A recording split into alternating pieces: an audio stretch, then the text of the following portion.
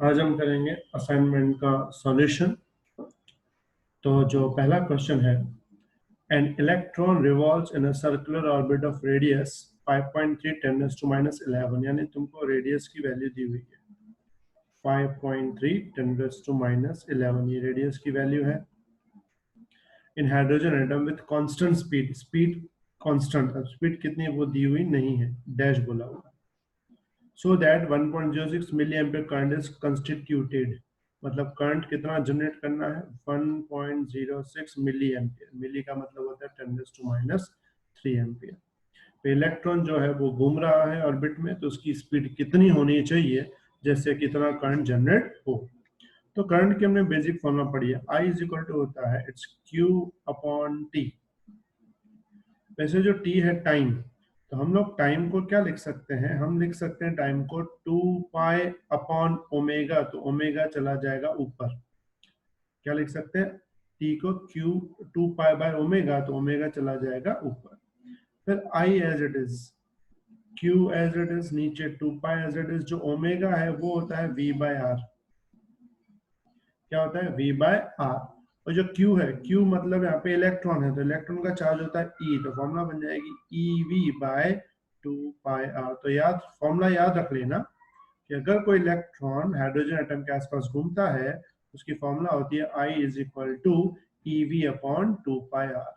अब इसमें से हम लोग V को बनाएंगे सब्जेक्ट। जैसे V को सब्जेक्ट बनाएंगे, हमको मिलेगा I into 2 pi R upon E, I into 2 pi R upon V। फिर इसमें I की वैल्यू डालेंगे 1.06 10⁻³ 2 तो तुम्हें पता है वैल्यू है, पाई की वैल्यू 3.14 है, R रेडियस है, रेडियस की वैल्यू 5.3 10⁻11, और जो E है वो तुम्हें E तो पता होता है, E क्या होता है 1.6 into 10⁻19।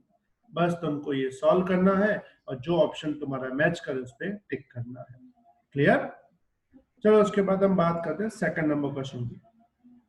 9 milli ampere electric current is flowing through conducting wire. Current की वैल्यू दी हुई है I is equal to 9 milli ampere, यानी 9 into 10⁻³ ampere is flowing through conducting wire. Then number of electrons passing through in 3 minute. Time दिया हुआ है 3 minute, तो 3 minute जो होते हैं वो सेकंड्स में अगर कन्वर्ट करें तो 60 से मल्टीप्लाई करेंगे तो आएगा 180 सेकंड्स। हमें फाइंड करना है नंबर ऑफ इलेक्ट्रॉन, यानी n फाइंड करना है, n को फाइंड करना है। सिंपल फॉर्मूला लगाएंगे, I is equal to Q upon T। इसमें Q की जगह पुट करेंगे n into E upon T। फिर हम इसमें से n को बनाएंगे सब्जेक्ट। अगर n को सब्जेक्ट बनाएंगे तो मिलेगा IT अपॉन E। इसमें I की वैल्यू दी हुई है 9 इंटू 10⁻³ टाइम दिया हुआ है 180 सेकंड्स। E की वैल्यू वही लेना है जो हमने पहले ली हुई है, 1.6 इंटू 10⁻19। वैल्यू डाल के तुम्हें खुद सॉल्व करना है और सॉल्व करके देखो कौन सा ऑप्शन राइट आ रहा है। अब हम करेंगे third number question. Third number question क्या है, ध्यान देना। A current through a wire varies with time. I is equal to I naught plus alpha t. Current की फॉर्मूला दी हुई है I is equal to I naught plus alpha t, where I naught is equal to 100 ampere. जो I naught है वो fixed है, 100 है। Alpha है 8 ampere per second, alpha की वैल्यू भी दी हुई है, लेकिन जो टाइम है वो वेरिएबल है। Then the charge flows across a cross section of wire in first 20 seconds. 20 seconds में कितना चार्ज फ्लो होगा। हमने करंट की एक फॉर्मूला पढ़ी हुई है, I is equal to dq upon dt। हम इसमें dq को सब्जेक्ट बनाएंगे। अगर हम dq को सब्जेक्ट बनाएंगे तो हमें मिलेगा I इंटू dt। दोनों साइड हम इंटीग्रेशन कर देते हैं, इंटीग्रेशन dq इंटीग्रेशन, ये जो I है उसकी जगह वैल्यू डाल देते हैं I not plus alpha T into D T. D Q का इंटीग्रेशन तो Q हो जाएगा, इंटीग्रेशन इसको लिखेंगे I not into D T plus integration alpha T into D T. दोनों को इंडिविजुअल कर दिया, डी टी को अंदर मल्टीप्लाई कर दिया। फिर इसमें लिमिट देंगे टाइम की 0 से 20 सेकंड्स। लिमिट क्या देंगे, 0 से 20 सेकंड्स। इसमें Q as it is, integration जो है I नॉट का कांस्टेंट नहीं होता, dt का इंटीग्रेशन होता है t, तो इसकी लिमिट लगाएंगे 0 से 20। Plus alpha as it is. ये जो टी है इसका इंडिकेशन होगा टी स्क्वायर अपॉन 2, तो टी स्क्वायर अपॉन 2 इंडिकेशन होगा। फिर इसमें लिमिट लगा देंगे हम 0 से 20। फिर इसमें हम वैल्यू पुट करेंगे। वैल्यू किसकी इसकी पुट करेंगे? पहले तो पुट करेंगे आई नॉट की वैल्यू। अच्छा, आई नॉट की वैल्यू दी हुई है तुम्हें 100। फिर टाइम के अंदर एक बार डालेंगे upper limit 20 minus lower limit 0। फिर अल्फा अल्फा लेंगे 8, टी का स्क्वायर तो टी हम डालेंगे फिर से 20 का स्क्वायर माइनस 0 का स्क्वायर अपॉन 2। फिर बस इसको सॉल्व करेंगे, तो इसको सॉल्व करेंगे तो मिलेगा 2000, ये मिल जाएगा, प्लस 20 का स्क्वायर होता है 400 और अपॉन 2 करोगे तो 200, 200 इंटू 8 कितना होता है 1600। तो टोटल आंसर कितना आएगा 3600 कूलम। तो ये हो गया तुम्हारा चार्ज। अब हम करेंगे 4th नंबर का question. An electron in the hydrogen atom is revolving around nucleus in the orbit of radius. Electron है वो हाइड्रोजन एटम के अंदर घूम रहा है इस रेडियस पे, यानी ये जो है ना वो रेडियस यानी r दिया हुआ है। विथ स्पीड, स्पीड का मतलब ये दिया है तुम्हें v, r और v दिए हुए हैं। Then the equation of electric current will be dash. तो तुम्हें मैंने फर्स्ट नंबर क्वेश्चन में फॉर्मूला बताई थी, इलेक्ट्रॉन न्यूक्लियस के आसपास अगर घूमता है तो उसका जो करंट है वो इस फॉर्मूला से दिया जाता है, I is equal to EV upon 2πr। ये फॉर्मूला मैंने फर्स्ट नंबर क्वेश्चन में डिराइव करवाई है, तो तुम्हें याद रखना है कि अगर इलेक्ट्रॉन हाइड्रोजन के आसपास मतलब न्यूक्लियस के आसपास अगर घूमता है तो उसका इलेक्ट्रॉन कितना करंट कितना होगा, I is equal to EV upon 2πr। इसमें E अपॉन 2π हम सेम रखेंगे, जो है वही। जो v और r है तो वेलोसिटी दी हुई है तुम्हें, वेलोसिटी कितनी दी हुई है 4πe स्क्वायर अपॉन h। ये वेलोसिटी दी हुई है, अपॉन में r है, r की वैल्यू ये है, लेकिन ये इनवर्स है। इनवर्स है मतलब ये वैल्यू पूरी उल्टी रखेंगे, यानी ऊपर क्या लिखेंगे 16 pi square me square upon h square. अगर हम इसको सॉल्व करें तो कैंसल कौन सी चीज हो सकती है, तो इसमें कैंसल हो सकता है एक तो पाई और 2, यानी 2 16 जा यहाँ पे हो जाएगा 32। चलो ये 32 आया, उसके बाद एक पाई तो कैंसल, एक पाई बचेगा 32 पाई स्क्वायर, एक मास बचेगा, e की पावर बचेगी 5 और नीचे डिवाइड में बचेगा h का क्यूब। ठीक है, तो इसके हिसाब से अगर तुम आंसर देखोगे तो तुम्हारा सी ऑप्शन मैच करेगा। अब हम करेंगे क्वेश्चन नंबर 5 को। The current flowing through the wire changes with time, I is equal to 3 plus 2t। Current की वैल्यू दी हुई है 3 plus 2t। then electric charge flowing through any cross section wire in time t is equal to 0 and t is equal to 4 second. फिर से electric charge find करना है, तो फिर से हम यही वाली फॉर्मूला यूज करेंगे। हम लोग यूज करेंगे I is equal to dq upon dt। फिर dq को सब्जेक्ट बनाएंगे तो dq मिलेगा तुम्हें I इंटू dt। दोनों साइड इंटीग्रेशन करेंगे, dq is equal integration I की जगह वैल्यू डाल देंगे 3 plus 2t इंटू dt। फिर इसमें अगर हम सॉल्व करें तो dq का जो इंटीग्रेशन है वो तो हो जाएगा q, इसको लिखेंगे q is equal to 3 integration dt plus 2 integration t dt। Constant को बाहर रखा, बाकी अंदर, मतलब अंदर सिर्फ मल्टीप्लाई किया मैंने। लिमिट लेंगे 0 से 4 सेकेंड, क्योंकि दिया हुआ है 0 से 4 में हमको फाइंड आउट करना है। फिर इसमें अगर सॉल्व करें इसको तो q as it is, 3 as it is, dt का इंडिकेशन होता है t, कहां से कहां तक 0 से 4। फिर 2 सेम, t का इंडिकेशन होता है t स्क्वायर अपॉन 2 और लिमिट लेंगे 0 से 4 तक। तो इसको अगर हम सॉल्व करें 3, इसको लिखेंगे 4 माइनस 0 प्लस 2, तो इसमें कैंसिल हो जाएगा और यहाँ पे हो जाएगा 4 स्क्वायर माइनस 0 का स्क्वायर। बस तुम्हें इसको सॉल्व करना है, 3 4 जा 12 प्लस 16, तो तुम्हारा आंसर आएगा 28 कूलम। उसके बाद नंबर 6 की बारी आती है। Electron covers 4 into 10 raised to minus 4 meter distance in presence of electric field. कितना डिस्टेंस कवर कर रहा है? 4 into 10 raised to minus 4 meter distance. And 10 raised to minus 4 meter distance in absence of electric field. देखो, जब electric field present थी तब distance 4 into 10 raised to minus 4 है, और जब इलेक्ट्रिक फील्ड एब्सेंट थी, मतलब इलेक्ट्रिक फील्ड नहीं थी, तब 10 raised to minus 4 था. तो हम इसमें फाइंड क्या करेंगे? डिस्प्लेसमेंट. डिस्प्लेसमेंट का मतलब क्या होता है कि distance in presence of electric field minus distance in absence of electric field. मतलब डिस्टेंस जब प्रेजेंट हो माइनस डिस्टेंस जब एब्सेंट हो. तो जब डिस्टेंस प्रेजेंट था तो प्रेजेंट डिस्टेंस कितना था? 4 into 10 raised to minus 4 minus जब इलेक्ट्रिक फील्ड एब्सेंट था, ए मतलब एब्सेंट, तब कितना था? 10 raised to minus 4. तो ये बचेगा तुम्हें 3 into 10 raised to minus 4. ये मिल गया तुम्हें डिस्प्लेसमेंट. फिर बोला है ड्रिफ्ट वेलोसिटी फाइंड करनी है 10 सेकंड में. तो ड्रिफ्ट वेलोसिटी की हम यहाँ पे फॉर्मूला लगाएंगे. तो ड्रिफ्ट वेलोसिटी है तो वेलोसिटी, तो वेलोसिटी की हम यहाँ पे सिंपल फॉर्मूला क्या लगाएंगे? Displacement upon time. तो डिस्प्लेसमेंट हमने फाइंड किया 3 into 10 raised to minus 4, और टाइम दिया हुआ है 10 सेकेंड. तो ये हो जाएगा 3 into 10 raised to minus 5 metre पर सेकेंड. तो याद रखना ड्रिफ्ट वेलोसिटी के लिए डिस्प्लेसमेंट क्या होता है? Distance in presence of electric field minus distance in absence of electric field. अब हम स्टार्ट करेंगे number 7. 10 ampere electric current is flowing through the copper wire. Current दिया है तुम्हें 10 ampere. And cross section area तुम्हें दी हुई है 6 मिलीमीटर स्क्वायर. मिलीमीटर को मीटर में करना हो तो -6 हो जाएगा, क्योंकि मिलीमीटर को मीटर में करने के लिए 10 raised to minus 3 होता है, ये स्क्वायर है तो -6.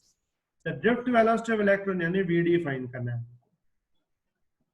इसके अलावा कॉपर का मास यानी कि मॉलिक्यूलर मास दिया हुआ है, इसको एमओ लिखते हैं 63.5 इंटू क्या है? किलोग्राम पर किलो मोल. तो नीचे का जो किलो मोल है ना उसको सिर्फ मोल करना पड़ेगा, यानी इसको लिखेंगे 63.5 10 raised to minus 3 किलोग्राम पर मोल. इसके अलावा डेंसिटी दी हुई है, डेंसिटी को हम डी लिखते हैं. समझो डी दिया है 8920 किलोग्राम पर मीटर क्यूब. ये डेंसिटी हो गया अपने पास. अब तुमने एक फॉर्मूला पढ़ी होगी J is equal to NeVD. J is equal to NeVD, जिसमें जो J है उसको लिखते हैं हम I/A. इसमें जो स्मॉल n है, स्मॉल n का मतलब होता है नंबर डेंसिटी, और नंबर डेंसिटी का मतलब होता है total number upon total volume, E into VD. और इसमें I/A as it is, N as it is. Volume को हम क्या लिखते हैं? It's mass upon density into VD. याद रखना वॉल्यूम को क्या लिखते हैं? Mass upon density. अब तुमने शायद ये वाली फॉर्मूला पढ़ी होगी मोल कंसेप्ट में. N upon Na is equal to होता है M अपॉन MO. जहाँ N मतलब नंबर, Na मतलब एवोगाड्रो नंबर, M मतलब मास, MO मतलब मॉलिक्यूलर मास. अगर मैं इन M और Na को इंटरचेंज कर दूं तो फॉर्मूला बन जाएगी N upon M is equal to Na upon MO. तो हम लोग यहाँ पे वही करेंगे. ये जो है ना N अपॉन M, इसमें डाल देंगे Na अपॉन MO. तो न्यू जो फॉर्मूला इसकी बन जाएगी वो क्या बन जाएगी? तो न्यू फॉर्मूला बन जाएगी I upon A is equal to Na upon MO into D into E into VD. ठीक है, D into E into VD. हम इसमें सब्जेक्ट किसको बनाना है? हमको VD को सब्जेक्ट बनाना. तो VD को अगर मैं सब्जेक्ट बनाता हूं तो VD बन जाएगा I into MO, I into MO divide by A, Na, D और E. इसमें VD फाइंड करना है. I तुम्हें दिया हुआ है, MO तुम्हें दिया हुआ है 63.5 10 raised to minus 3 लेना है. क्योंकि डेंसिटी किलोग्राम में, तो ये भी किलोग्राम में लेना होगा। ए मतलब एरिया होता है, एरिया दिया हुआ है तुम्हें 6 इंटू 10⁻⁻6। एन एवोगैड्रो नंबर, सबको एवोगैड्रो नंबर तो याद ही होगा, 6.02 10⁻23। ठीक है, नंबर पर मोल होता है, तो एमओ में जो पर मोल है वो एन के पर मोल में कैंसिल हो जाएगा। डी मतलब डेंसिटी, डेंसिटी दी हुई तुम्हें 8920, और ई तो तुम्हें पता है 1.6 इंटू 10⁻⁻19। तुम्हें इन सब की वैल्यू पुट करनी है और वीडी की फाइंड करनी है, फिर मैच करना है कौन सा ऑप्शन मैच हो रहा है। खुद सॉल्व करना तो ज्यादा तुम्हें आइडिया आएगा। अब हम करेंगे क्वेश्चन नंबर 8 को। An electric current density of 5 ampere per meter square, electric current density का मतलब होता है J। J दिया है तुम्हें 5 एम्पियर पर मीटर स्क्वायर।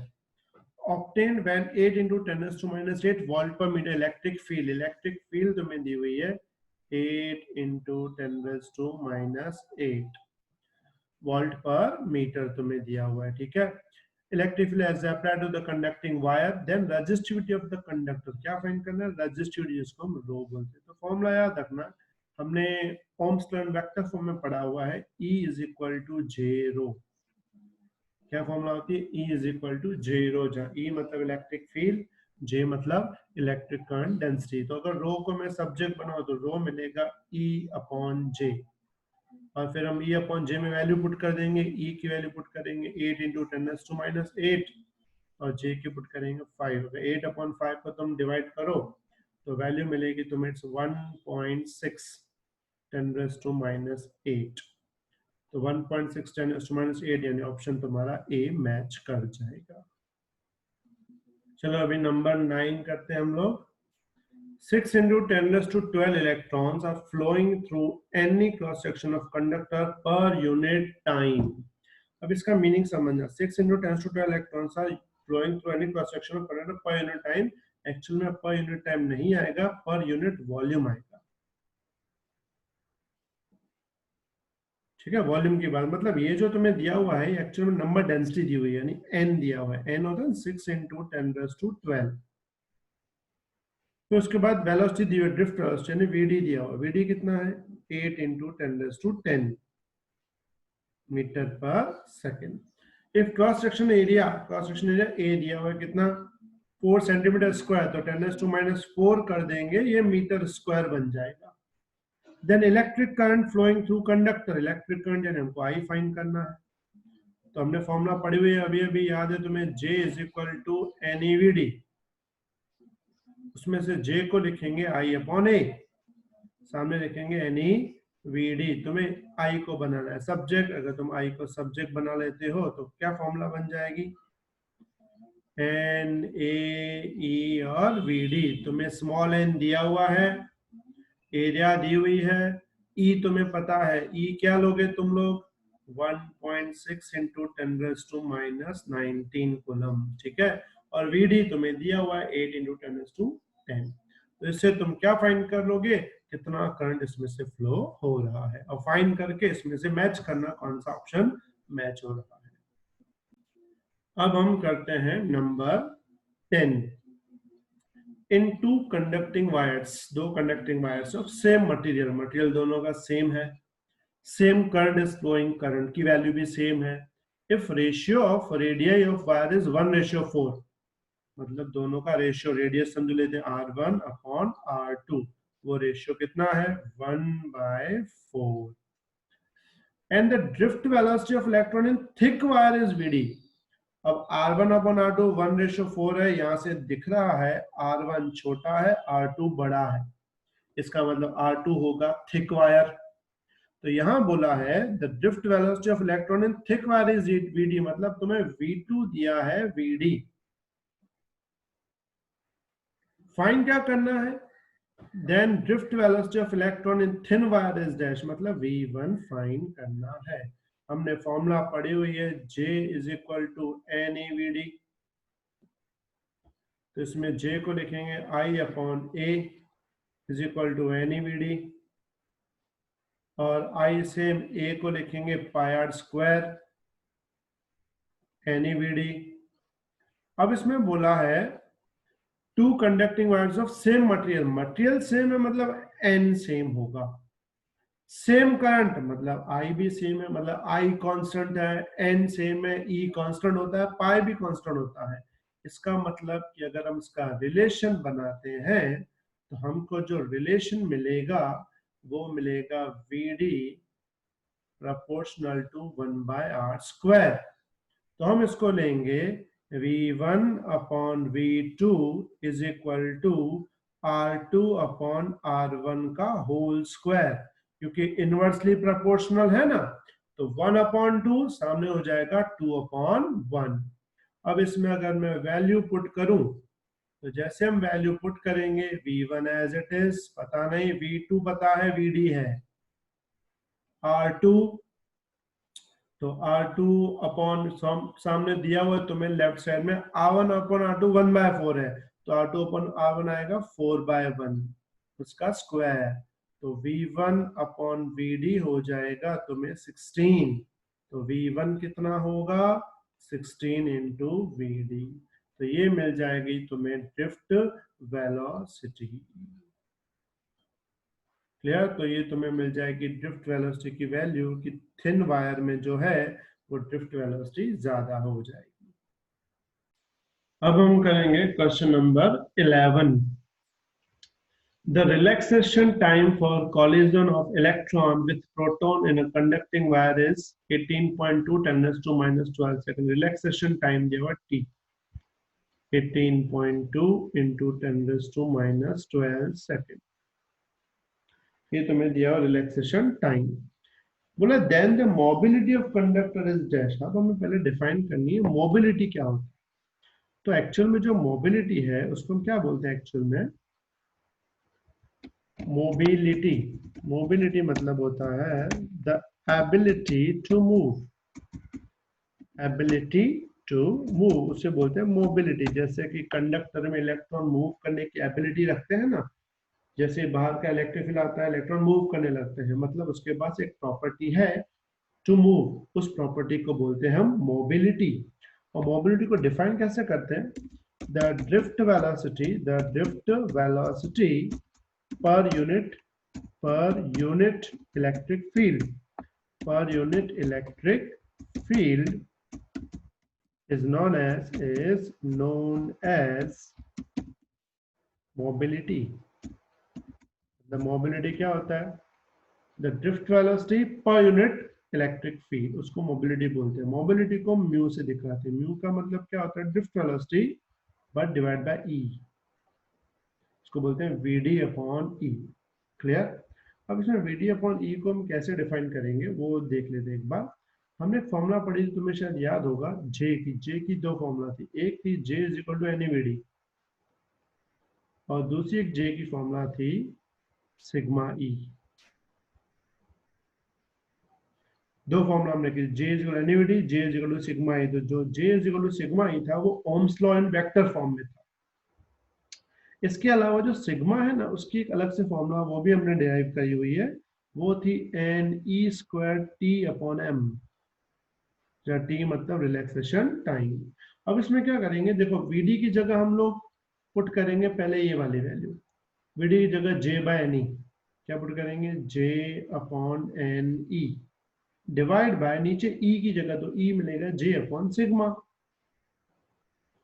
J/सिग्मा, तो J तो कट हो जाएगा और सिग्मा ऊपर जाएगा तो म्यू क्या बन जाएगा सिग्मा अपॉन एन ई, जहाँ सिग्मा मतलब कंडक्टिविटी। उसके बाद ये mu as it is sigma upon N E लिखेंगे। लेकिन सिग्मा अपॉन एन ई अगर वैल्यू लिखते हैं तो उसमें सिग्मा की वैल्यू क्या डालेंगे, तो सिग्मा की वैल्यू जो हमने पहले डिराइव करी हुई है वो डाल देंगे। तो सिग्मा की जगह डालेंगे NE² T अपॉन m, और नीचे एन ई तो एज इट इज है, तो उसमें ध्यान से देखो NN कट ई कट, तो म्यू क्या मिलेगा, म्यू मिलेगा ET/m, क्या मिलेगा ET/m। इसमें E की वैल्यू तुम्हें पता है 1.6 इंटू 10⁻⁻19, टाइम तुम्हें दिया हुआ है 18.2 10⁻12, और डिवाइड में एम, एम का मतलब होता है मास, मास किसका, जो मूव कर रहा है, मूव कर रहा है इलेक्ट्रॉन, इलेक्ट्रॉन का मास होता है 9.1 इंटू 10⁻31। इसको तुम सॉल्व करोगे तो तुम्हें म्यू की वैल्यू मिल जाएगी। और यूनिट क्या देखा जाए तो ई मतलब कुलम, टी मतलब सेकंड, एम मतलब किलोग्राम, यानी यूनिट याद रखना कुलम सेकंड पर किलोग्राम। क्या यूनिट होगा, कुलम सेकंड पर किलोग्राम। सॉल्व करके देखना कौन सा ऑप्शन मैच कर रहा है। क्लियर। अब हम करेंगे question number 12। In conducting wire having electron density, electron density का मतलब है स्मॉल एन दिया हुआ है 8 into 10⁻12। The average time interval between two successive collision for electron, मतलब relaxation time दिया हुआ है t, 4 into 10⁻12 second. And mass of ions m दिया है 2.56 10⁻27 kg. Then the resistivity of that conducting wire is dash। क्या find करना है हमको, रेजिस्टिविटी किसकी, कंडक्टिंग वायर की।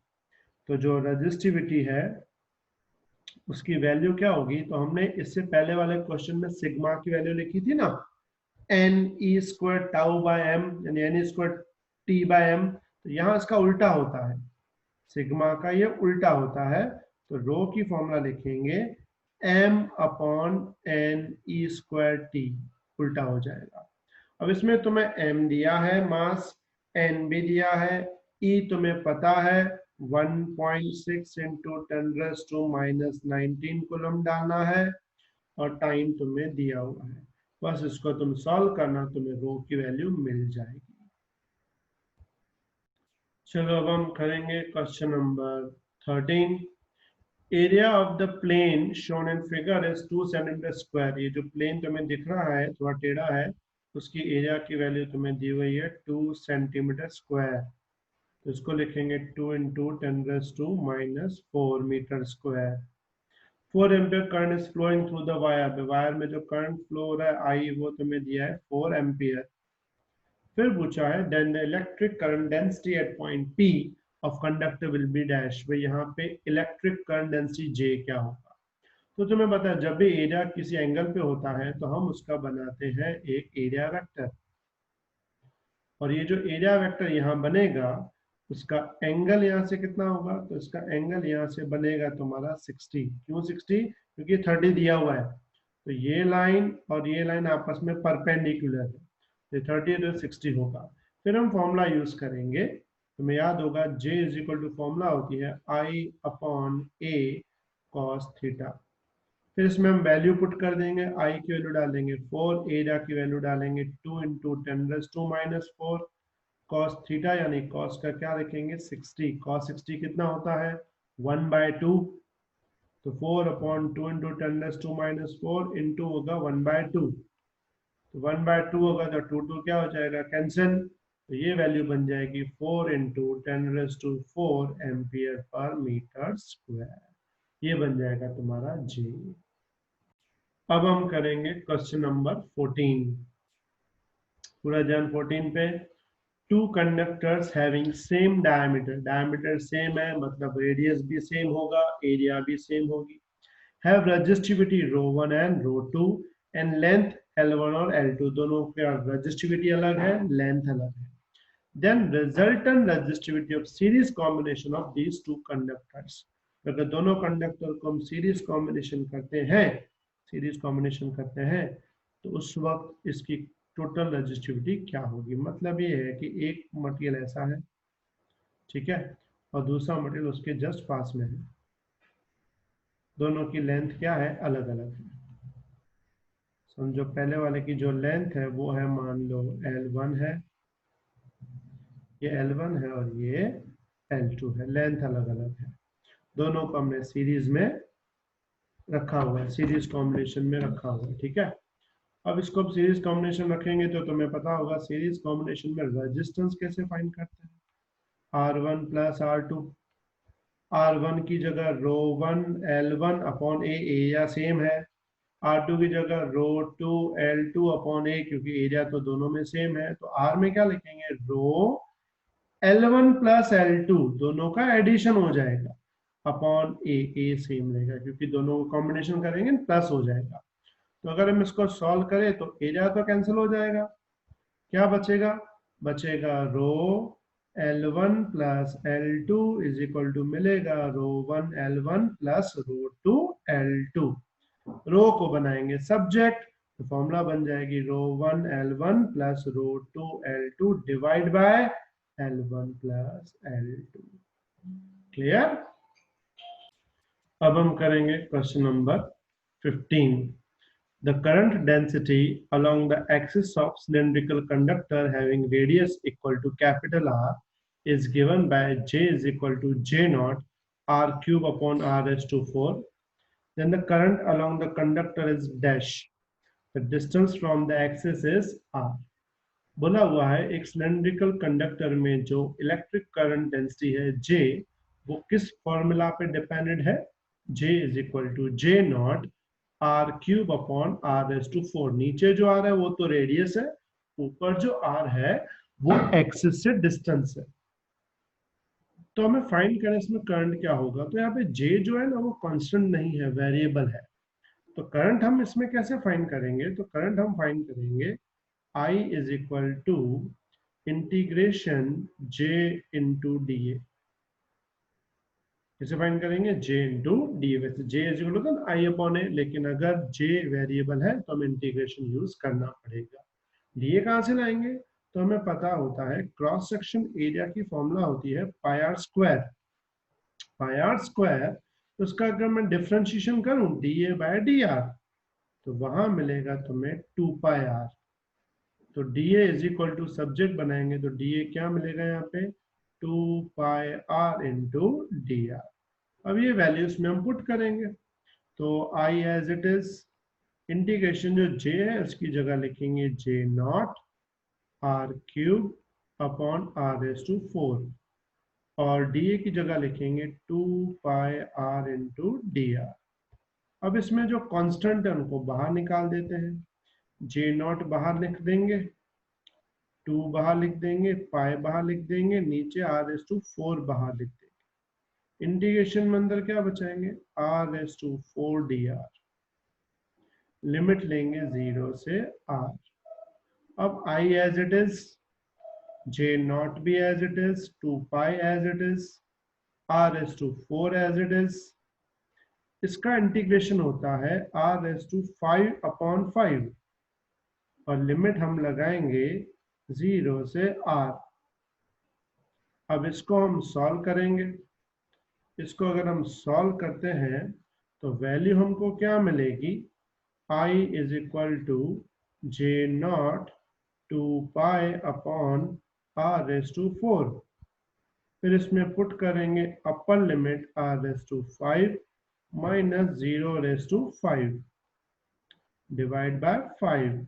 फिर 5 बाहर आ जाएगा तो वैल्यू बन जाएगी 2 पाई J नॉट, ये r raise to 5 upon r raise to 4, तो सिर्फ r बचेगा डिवाइड बाय 5।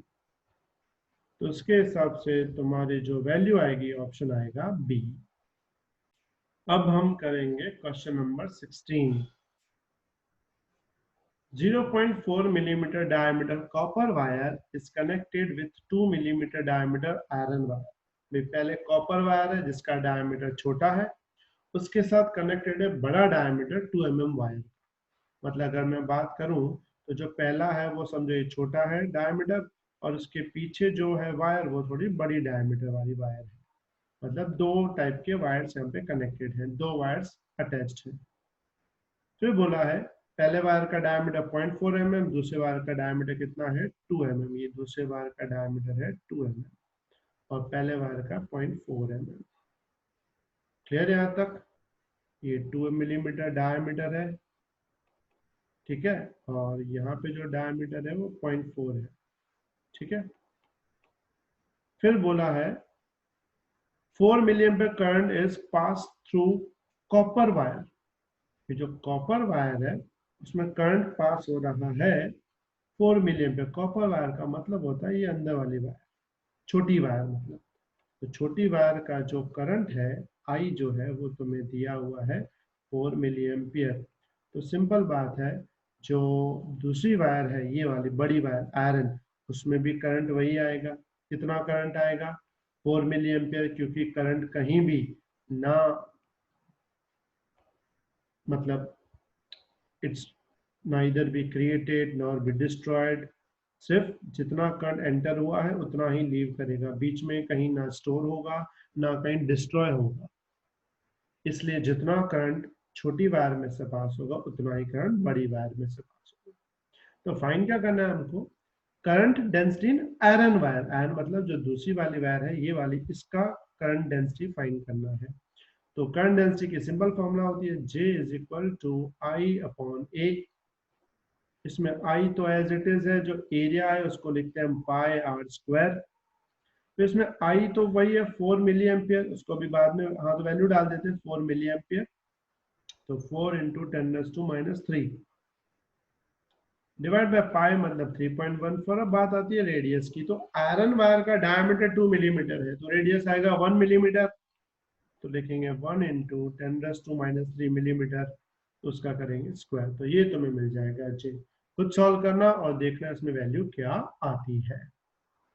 उसके बाद जो नंबर 17 है, पूरा ध्यान। by stretching uniformly by stretching uniformly the length of copper wire is increased by n times, और मतलब या फिर its radius is made 1/√n times, then resistance will increase by dash times। भाई या तो लेंथ को n टाइम्स बढ़ा दें या फिर रेडियस को 1/√n टाइम्स कर दें, तो रेजिस्टेंस क्या होगा? दोनों एक ही बात है। यहाँ बोला स्ट्रेचिंग, मैंने तुम्हें स्ट्रेचिंग में रूल बताया था। स्ट्रेचिंग में रेजिस्टेंस प्रोपोर्शनल होता है एल स्क्वायर के। तो यहाँ पे हम क्या लिखेंगे? R2 upon R1 is equal to L2 by L1 का होल स्क्वायर। इसमें R2 upon R1 as it is, जो L2 इसको लिखेंगे n times of L, L cancel हो जाएगा। तो जो R2 अपॉन R1 मिलेगा वो मिलेगा n स्क्वायर, मतलब रेजिस्टेंस कितना बढ़ जाएगा? n स्क्वायर टाइम्स, यानी तुम्हारा ऑप्शन आएगा बी। तो याद रखना जब भी स्ट्रेचिंग कंडीशन हो R proportional to L square. लेकिन यहाँ पे रेडियस भी दिया है, अगर तुम्हें रेडियस के फॉर्म में लिखना हो बाय चांस, अगर तुम्हें पता हो कि रेडियस के फॉर्म में कैसे करेंगे, तो स्ट्रेचिंग कंडीशन में रेडियस और रेजिस्टेंस के बीच में रिलेशन ये होता है R proportional to 1/r⁴ 1/r⁴। तो ये जो R है वो तो 1/√n टाइम्स है। तो अगर मैं इसमें लिख दूं 1/√n टाइम्स का 4 पावर, तो रूट का मतलब होता है 1/2, उसका 4 पावर है मतलब 4/2, 4/2 2 होता है, तो ये प्रोपोर्शनल बन जाएगा n स्क्वायर। तो दोनों में आंसर वही आएगा। तुम लेंथ वायर करो तो भी n स्क्वायर आएगा, अगर रेडियस के रिस्पेक्ट में करो तो भी n स्क्वायर आएगा। आई बात समझ में बेटा? क्लियर? अब हम करेंगे number 18। The electric current is flowing through 2 parallel wires having same material, material दोनों का सेम है। If the ratio of length and radii, length यानी L1 अपॉन L2 का रेशियो दिया है तुम्हें 8/6, और दूसरा तुम्हें दिया रेडियस का रेशियो R1 अपॉन R2 दिया है 4/6। Then the ratio of currents flowing through wire is dash. तो बोला दोनों में करंट का रेशियो क्या होगा? तो हमने फॉर्मूला पढ़ी हुई है I proportional to 1/r, I proportional 1/r। R क्या होता है? रो L अपॉन A, और एरिया क्या होती है? Pi r square upon rho L.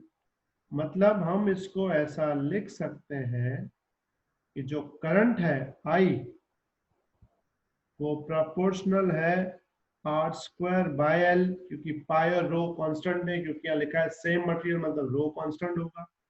तो हम इसमें ऐसा लिख सकते हैं I1 upon I2 is equal to R1 upon R2 का square into L2 by L1। देखो मैंने R में तो 1/2 लिखा है, लेकिन L में 2/1 लिखा है। 2/1 इसीलिए क्योंकि L इनवर्सली प्रोपोर्शनल में है।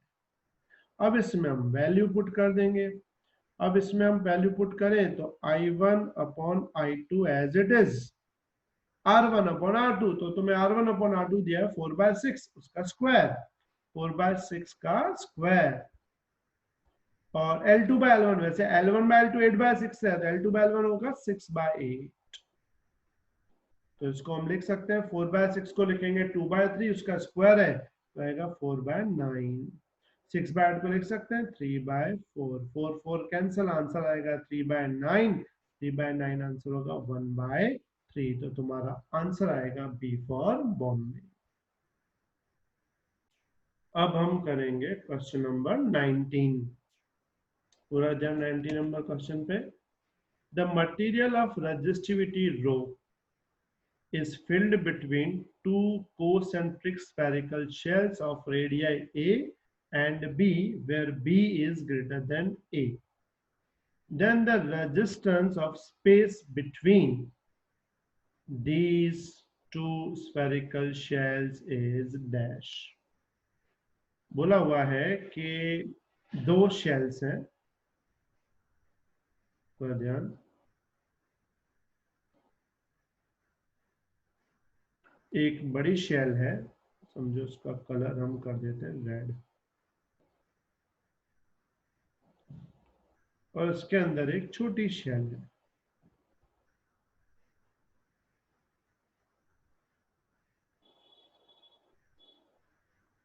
दो शेल्स है, एक का जो रेडियस है, ये समझो इसका रेडियस है ए,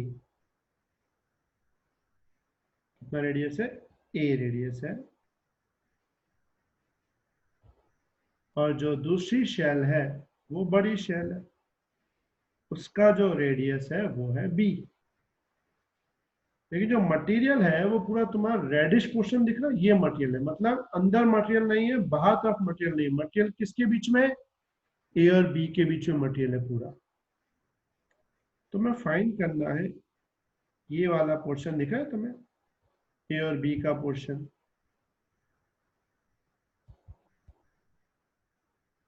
इतना पोर्शन का हमें मटेरियल फाइंड करना है। तो ये पोर्शन को लिख सकते हैं बी माइनस ए, इतने पोर्शन का हमें रेजिस्टेंस फाइंड करना है।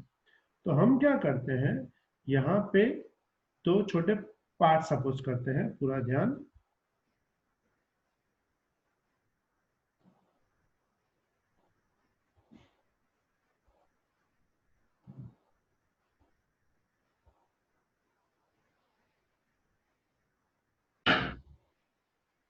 पूरा ध्यान सबका, दो इसमें छोटे से हम पार्ट सपोज करते हैं। एक सेकेंड है। अब इसमें हम एक दूसरा सा पार्ट सपोज करते हैं।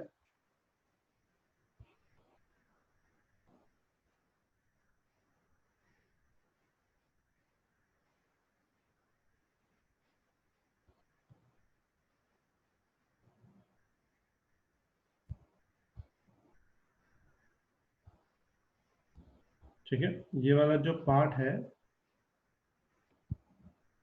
ये पूरा पार्ट, ये ये पूरा जो पार्ट तुम्हें दिख रहा है, ये हम छोटा सा पार्ट सपोज करें इसमें।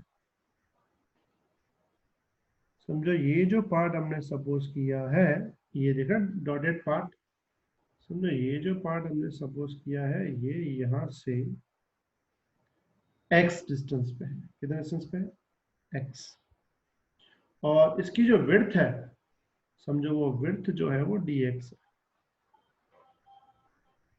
क्लियर समझ में आई बात?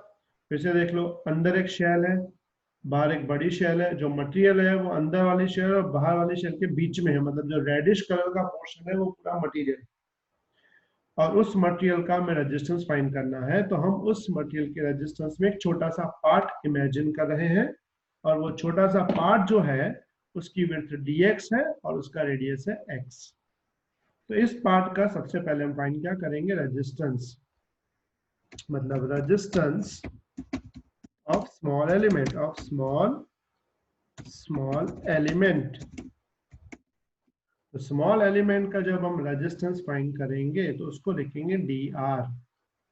वैसे रेजिस्टेंस की फॉर्मूला क्या होती है, रो इंटू एल। एल मतलब ये dx वाला पोर्शन, इसको ले लेंगे dx अपॉन एरिया। तो एरिया की जगह ए लिखेंगे और ए बन जाएगा पाई आर स्क्वायर, या एरिया की जगह लिखेंगे पाई एक्स स्क्वायर। अब हम करेंगे दोनों साइड इंटीग्रेशन। तो टोटल जो रेजिस्टेंस हमको चाहिए आर, तो आर एक्चुअल क्या होगा, इंटीग्रेशन डी आर। तो डी आर की जगह वैल्यू पुट कर देंगे, rho into d x upon pi x square. इसमें रो और पाई को बाहर निकाल देंगे, निकाल दिया बाहर, अंदर बचेगा X raise to minus two D X. Minus two इसीलिए आया, वो नीचे था, उसको ऊपर लिया। लिमिट लेंगे हम ए से बी, क्योंकि अपना जो रेड वाला पार्ट है वो कहां से कहां है, ए से बी तक है। अब इसमें हम लोग वैल्यू डालते हैं, रो अपॉन पाई सेम, x का माइनस टू है, इंटीग्रेशन का रूल क्या होता है, जितना पावर उसमें प्लस वन वो वैल्यू नीचे। और हम उसकी लिमिट कहां से कहां देंगे, हम देंगे a से b तक। फिर इसको हम सॉल्व करते हैं, तो सॉल्व करेंगे तो वैल्यू कैसे मिलेगी हमको, तो r सेम, इसमें जो नीचे माइनस टू प्लस वन है वो माइनस वन हो जाएगा, वो माइनस वन आगे आ जाएगा, और ब्रैकेट में बचेगा x raise to minus one. X raise to minus one होता है one by X, a raise to b, sorry a to b limit. r सेम, minus rho upon pi same, पहले upper limit फिर lower limit, यानी one upon b minus one upon a। बाहर वाला minus अगर अंदर डाल दूं तो वैल्यू बन जाएगी रो बाय पाई। अच्छा हाँ, हमने एक और मिस्टेक कर दी, ये कि ये जो मटेरियल है ना, लिखा हुआ है स्फेरिकल शेल, स्फीयर है, तो स्फीयर है ना, तो एरिया में खाली 4 मल्टीप्लाई हो जाएगा। हमने पहले सर्कल समझ के रखा था, बस यहाँ पे सिर्फ 4 मल्टीप्लाई कर देंगे, तो ये 4 आ जाएगा, यहाँ पे, यहाँ भी 4 आ जाएगा, यहाँ भी 4 आ जाएगा, यहाँ भी 4 आ जाएगा। पता चला 4 इसलिए लिखा क्योंकि अपने पास स्फेरिकल शेल्स हैं, शेल्स का एरिया 4 पाई स्क्वायर। तो माइनस अगर अंदर डालूं तो लिमिट बन जाएगी वन अपॉन ए माइनस वन अपॉन बी। तो फॉर्मूला यानी कि आंसर बन जाएगा रो अपॉन 4 पाई ब्रैकेट में वन अपॉन ए माइनस वन अपॉन बी, यानी तुम्हारा आंसर मैच करेगा डी। चलो अब हम क्वेश्चन करेंगे नंबर 20। क्या दिया हुआ है, the dimensions of block is 6 centimetre, 4 centimetre, 2 centimetre. The ratio of maximum and minimum resistance obtained between mutually opposite sides. Dimension block के दिए 6, 4 और 2, बोला फाइंड करो मैक्सिमम एंड मिनिमम रेजिस्टेंस। तो याद रखना डायमेंशंस में ना, एक डायमेंशन, कोई भी एक डायमेंशन लेंथ बन जाता है, बाकी दो डायमेंशन एरिया बन जाते हैं। कोई भी एक डायमेंशन लेंथ बन जाता है, बाकी दो एरिया बन जाते हैं।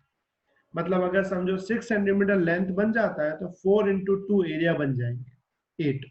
अगर 4 सेंटीमीटर लेंथ बनता है तो 6 इंटू 2 वो एरिया बन जाएगा 12।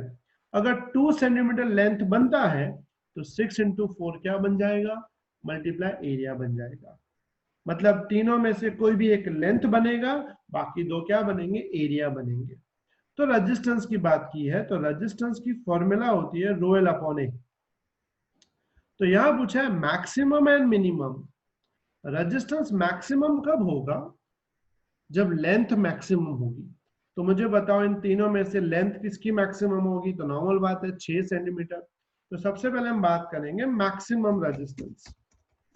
तो मैक्सिमम रेजिस्टेंस में जो लेंथ है वो हम कौन सी लेंगे, 6 सेंटीमीटर, और जो एरिया है वो कौन सी लेंगे, 4 सेंटीमीटर मल्टीप्लाई बाय 2 सेंटीमीटर।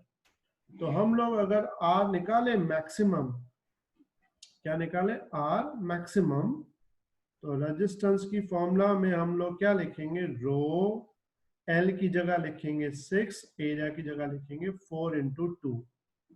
ये हो गया मैक्सिमम की बात। उसके बाद हम बात करेंगे मिनिमम रेजिस्टेंस।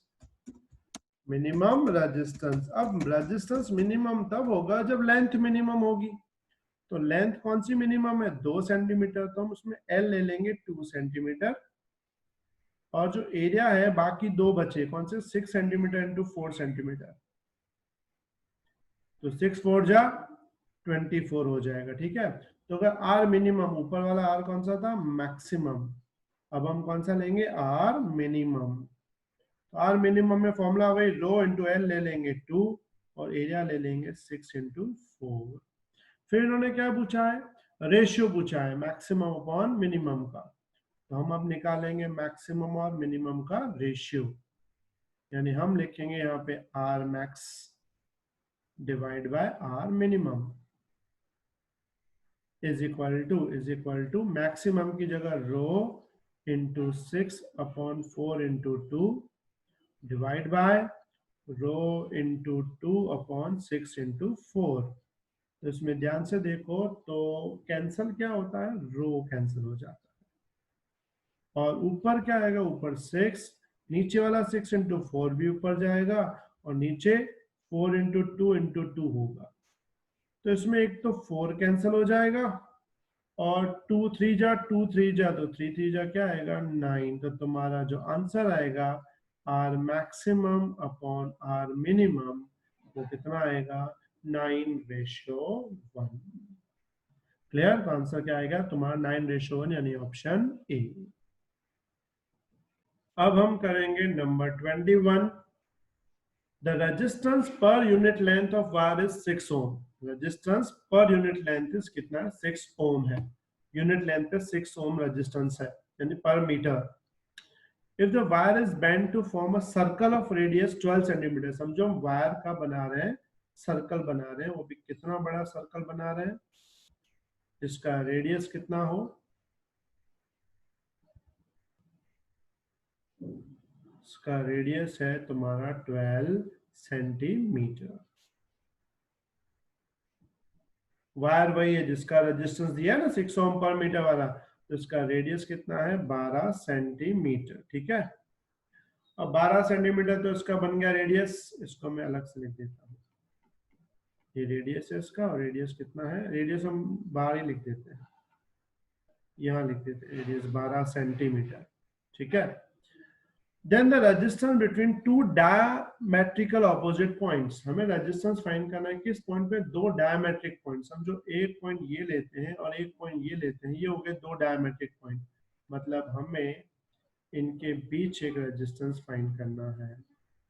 तो सिंपल बात है, अगर हम यहाँ से कोई करंट पास करते हैं तो करंट दो पार्ट में डिवाइड होगा, एक R1 में और एक R2 में।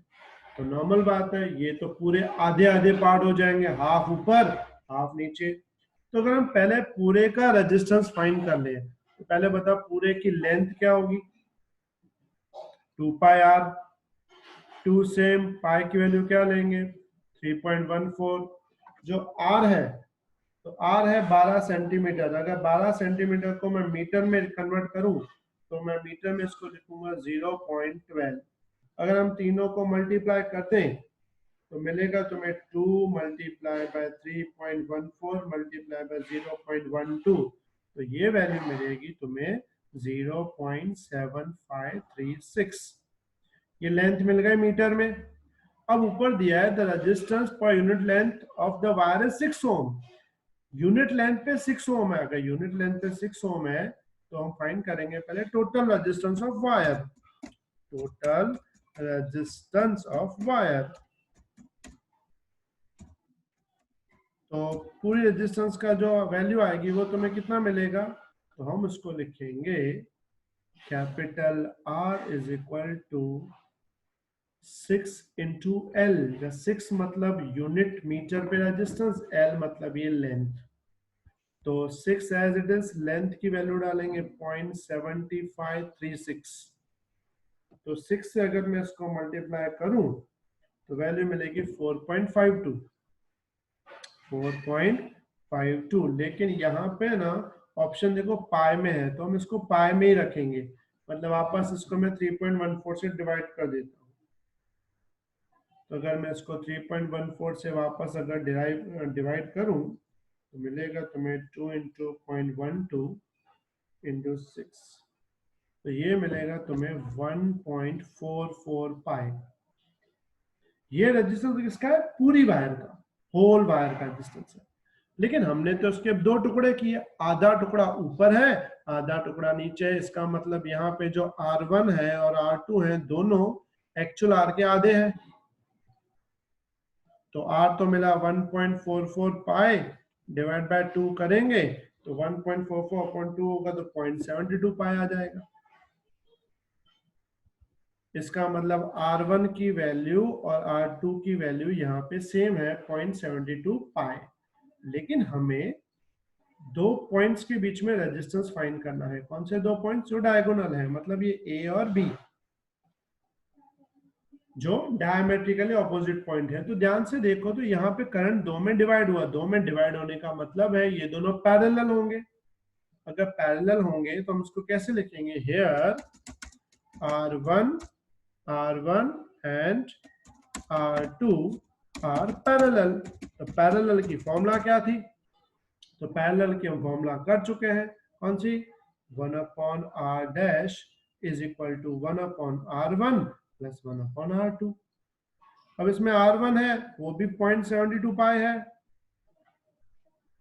R2 भी 0.72 पाई है, तो नीचे बेस सेम है तो ऊपर 1 प्लस 1 हो जाएगा 2 अपॉन 0.72 पाई। फिर इसका उल्टा कर देंगे तो R dash is equal to मिलेगा 0.72 पाई अपॉन 2, तो ये हो जाएगा 0.36 पाई। मतलब दो पॉइंट्स A और B पॉइंट्स के बीच का रेजिस्टेंस कितना होगा? 0.36 पाई। एक बार फिर से समझ लो। बोला एक वायर है जिसका रेजिस्टेंस कितना है? 6 ओम पर यूनिट लेंथ, मतलब पर मीटर 6 ओम है, पर मीटर 6 ओम। फिर बोला है कि ऐसे वायर का हमने 12 सेंटीमीटर का सर्कल बनाया, तो 12 सेंटीमीटर जो सर्कल है उसकी लेंथ क्या होगी? 2 पाई आर। तो उसकी लेंथ हमको ये मिल गई, या इसको हम ऐसा भी लिख सकते हैं L is equal two point, मतलब 2 इंटू 0.12 करेंगे तो 0.24 आएगा, 0.24 पाई। ये पूरी लेंथ है। अब यूनिट लेंथ पे 6 है, तो यूनिट लेंथ पे 6, L लेंथ पे कितना? तो हम रेजिस्टेंस लेंगे 6L। तो 6L हमको मिला 1.44 पाई, मतलब पूरे वायर का 1.44 पाई है।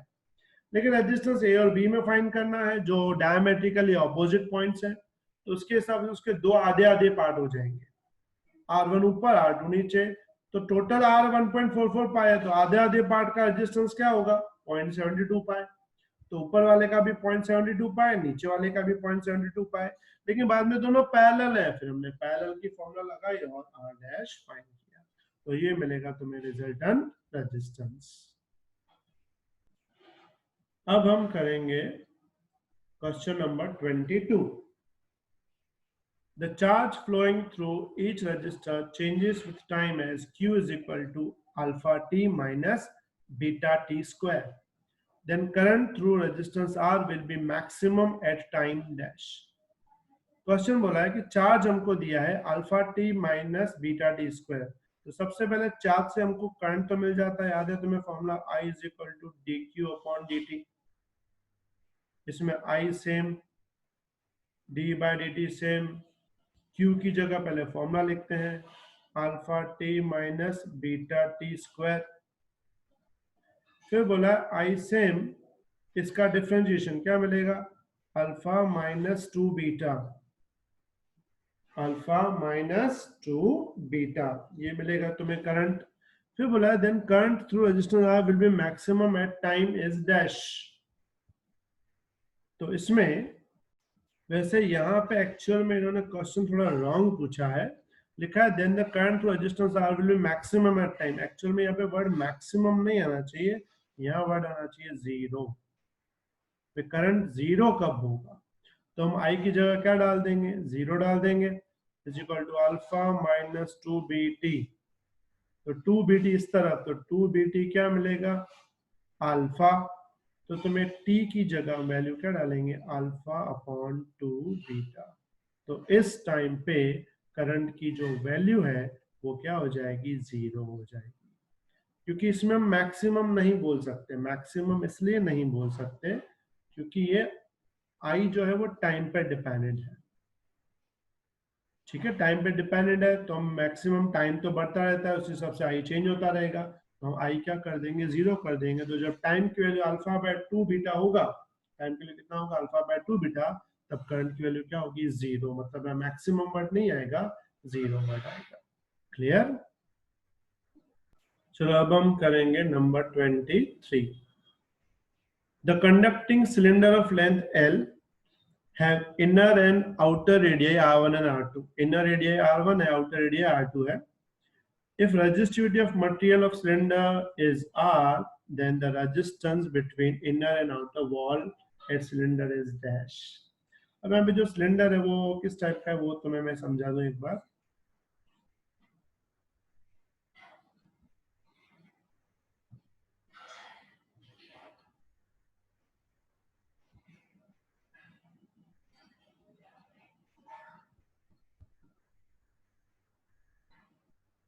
एक ये रेडियस है,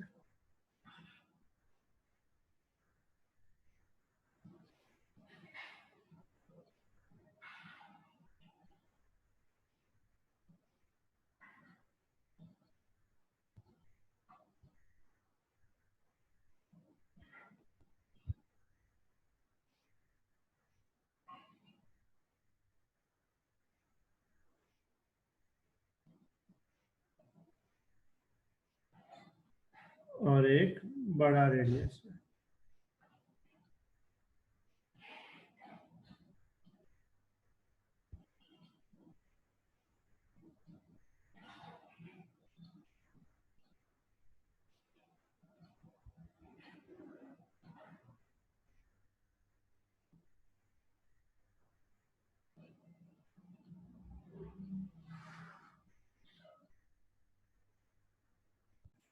तो दो सिलेंडर है, उसमें जो अंदर वाला पार्ट है यानी ये वाला, इसका रेडियस है R1, और जो बाहर वाला पार्ट है उसका रेडियस है R2। अंदर वाला पार्ट कौन सा रेडियस है, R1 रेडियस है। ठीक है, यहाँ लिख देता हूँ, अंदर वाला पार्ट है R1 रेडियस, बाहर वाला पार्ट है R2 रेडियस। बोला हमें R1 R2 के बीच का जो पोर्शन है ना, इसमें क्या फाइंड करना है, रेजिस्टेंस। तो हमें क्या करना पड़ेगा, बीच वाले पोर्शन में एक छोटा सा पार्ट सपोज करना पड़ेगा। समझो हम यहाँ पे छोटा सा पार्ट एक सपोज करते हैं।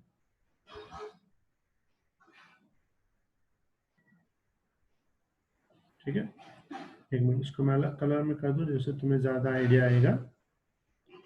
एक छोटा सा पार्ट यहाँ सपोज कर लेते हैं।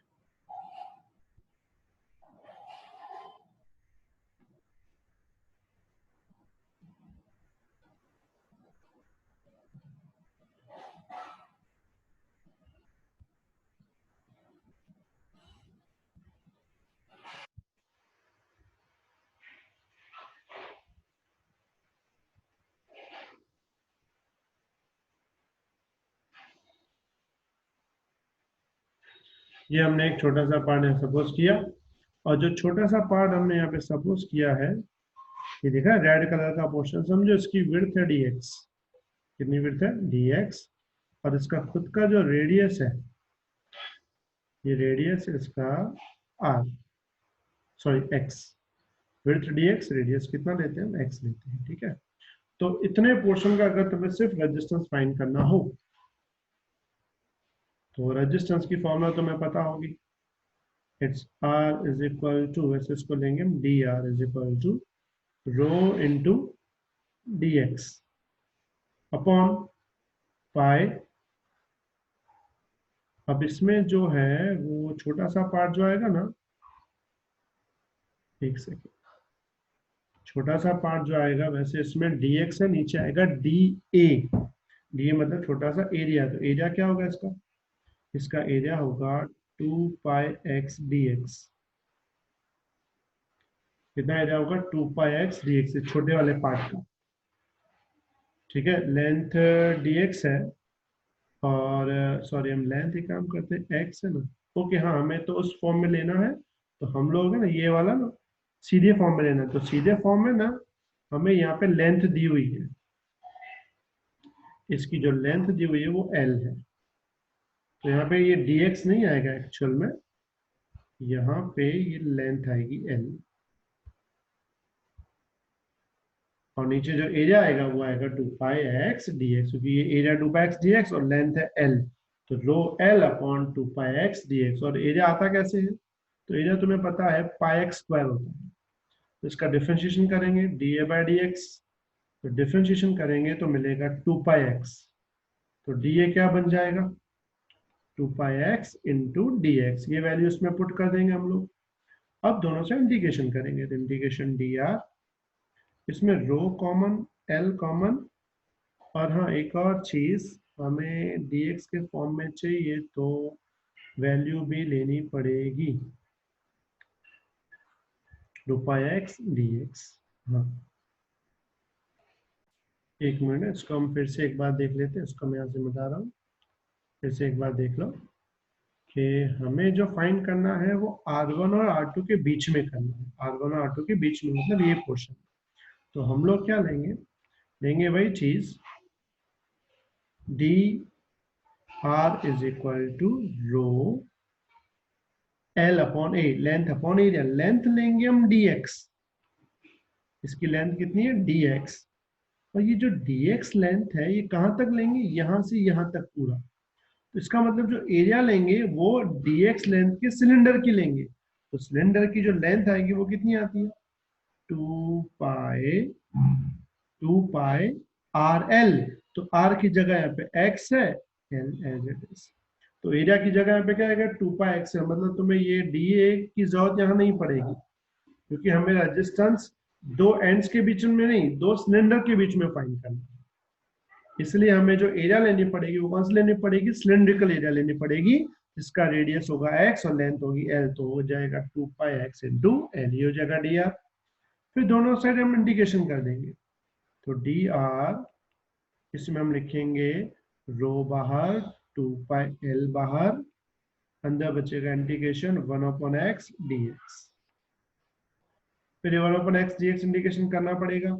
dr का इंटीग्रेशन तो हो जाता है r, dr का क्या हो जाएगा? r row by 2πl same, row by 2πl same, और 1/x का इंटीग्रेशन होता है ln x। कितना होता है? ln x। लिमिट कहां से कहां तक? तो तुम्हें दी हुई लिमिट r1 से r2। याद रखना ln का मतलब होता है लॉग। तो रो सेम, सॉरी r सेम, रो सेम, 2πl सेम। इसमें upper limit ln r2 minus lower limit ln r1। ठीक है। उसके बाद हम लोग लेंगे इसमें कॉमन निकालें ln को, तो r बन जाएगा तुम्हारा rho by 2πl ln common r2 by r1। तो ये बन जाएगा तुम्हारा रेजिस्टेंस का formula, rho upon 2πl ln r2 upon r1।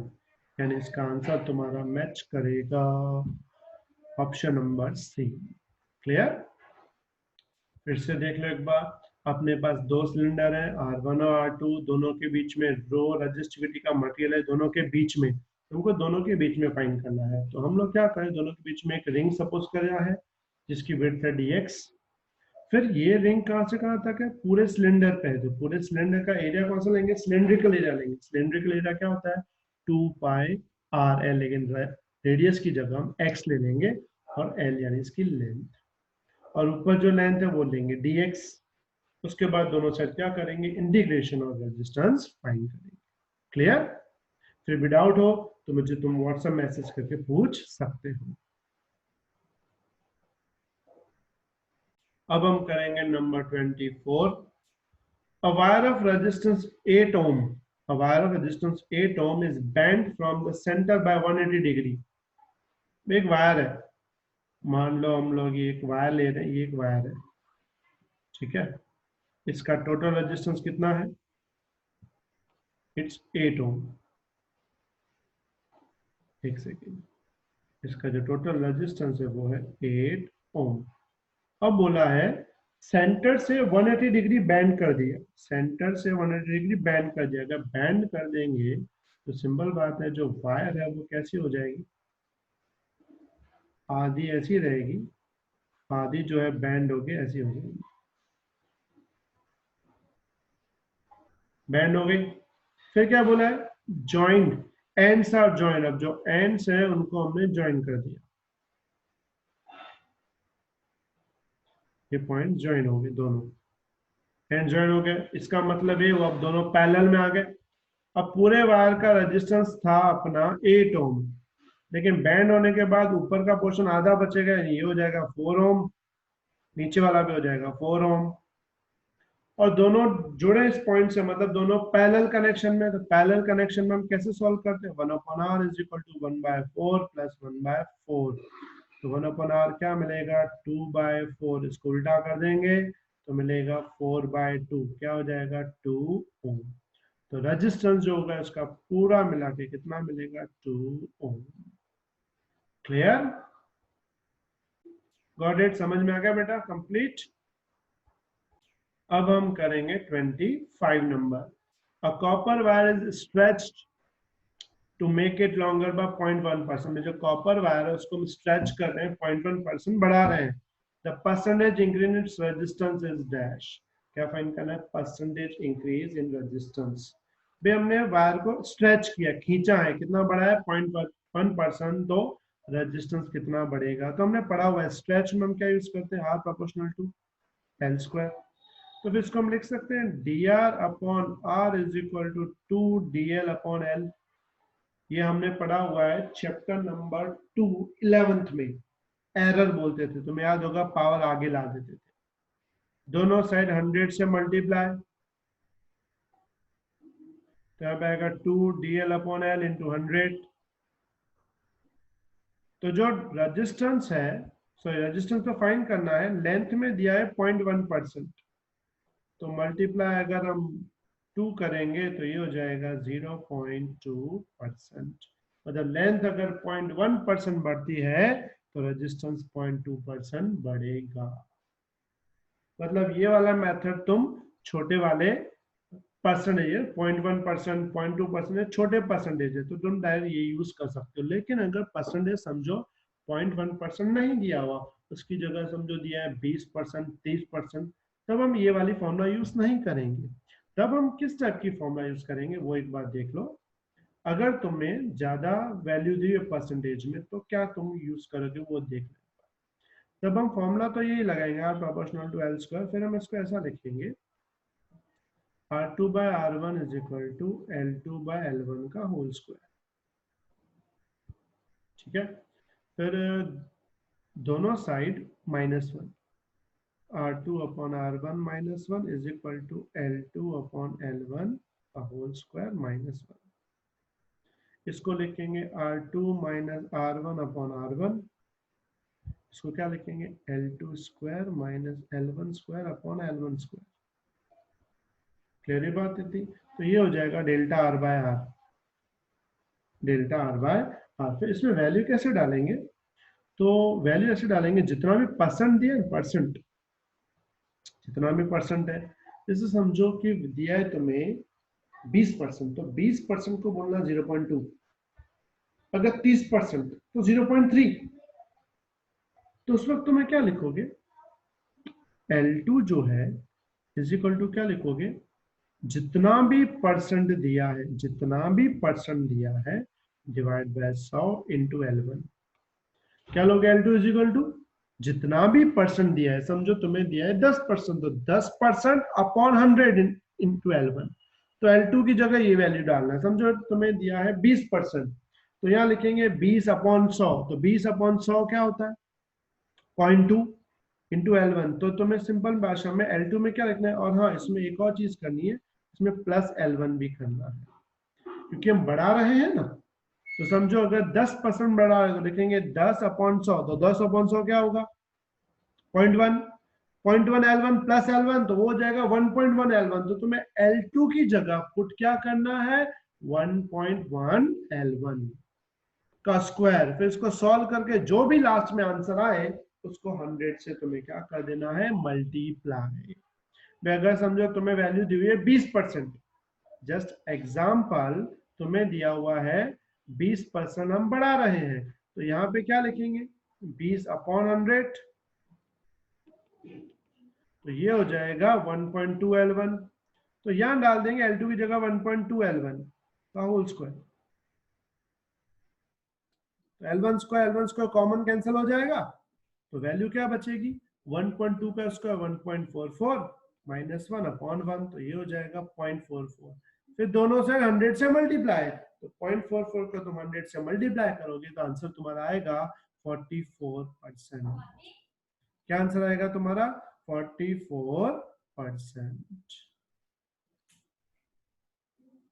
ठीक है, तो तुम्हारा यहाँ पे जो आंसर आएगा वो आएगा 44%। अगर 30% होता तो यहाँ लिखते 30/100 यानी 0.3 L1 प्लस L1, तो यहाँ पे आता 1.3 L1, तो L2 की जगह 1.3 डालते हैं।